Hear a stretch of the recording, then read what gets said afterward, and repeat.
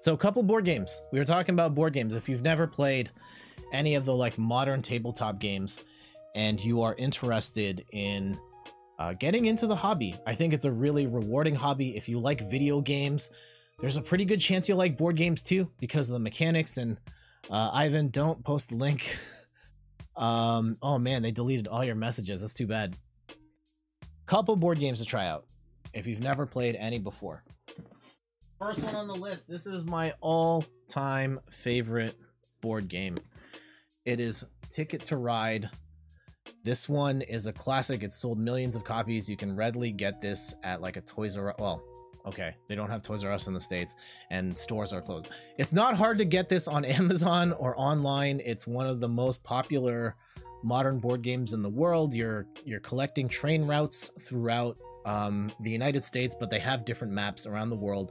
And it's just really cool, sort of like set collection game. I've heard like Rummy as an example, and you're trying to get same color cards and then play them and create these routes, but then other people might try and get routes that overlap with you. So there's a lot of strategy of like, how do you build your routes to avoid other people or to actively block other people from getting their points? My all-time favorite game. I'm down to play this anytime.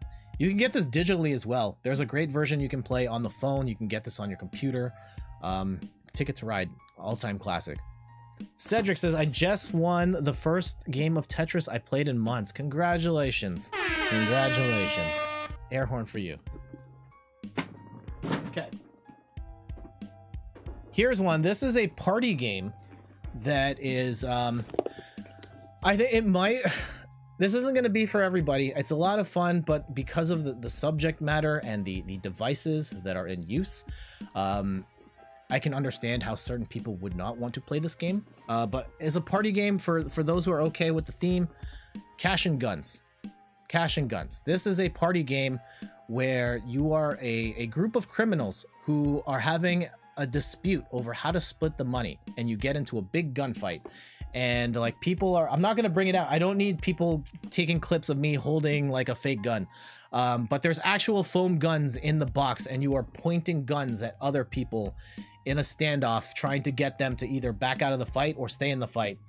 But sometimes you will have live bullets in your chamber, and other times there'll be blanks, and you have to decide, like, is this person going to actually shoot me, or are they just faking it? Because if I back out and they had a fake bullet in the chamber, then they get the money and I don't, right? And there might be 3 people all pointing guns at me, but they might all be blank bullets, or they have all 3 of them have live bullets, and then I'm dead in the first round.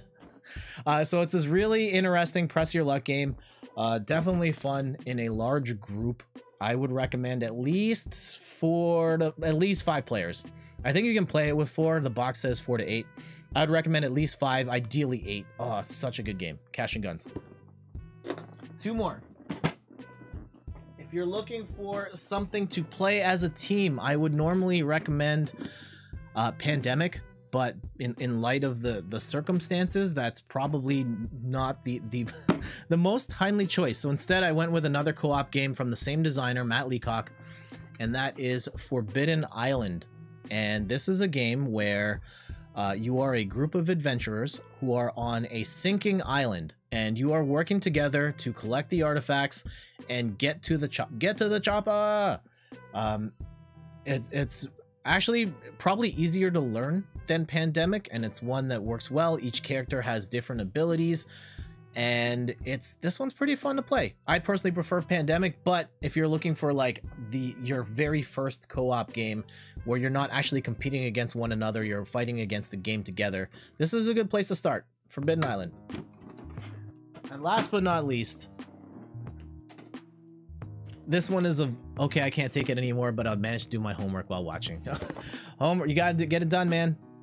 One more game. This one is a great game to start with. It's very fun, exciting. It takes the mechanics of Yahtzee, which some people really like, some people don't, but it puts it in a really exciting framework, and that is King of Tokyo.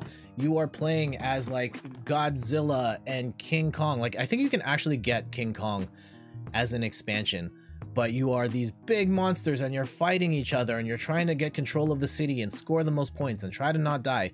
And the The pieces are great, the dice look cool. It's a game you can learn very quickly, and it's a ton of fun to play. There's a sequel to this as well, King of New York, that I like a little better, but it's a little harder to teach. So King of Tokyo is the one we always go to because it's just something that, whether you've played board games before or never played any, something you can pick up right away and have a ton of fun with. So if you're starting out, any of those games are great to start with. King of Tokyo, Ticket to Ride, Forbidden Island, or Cash and Guns.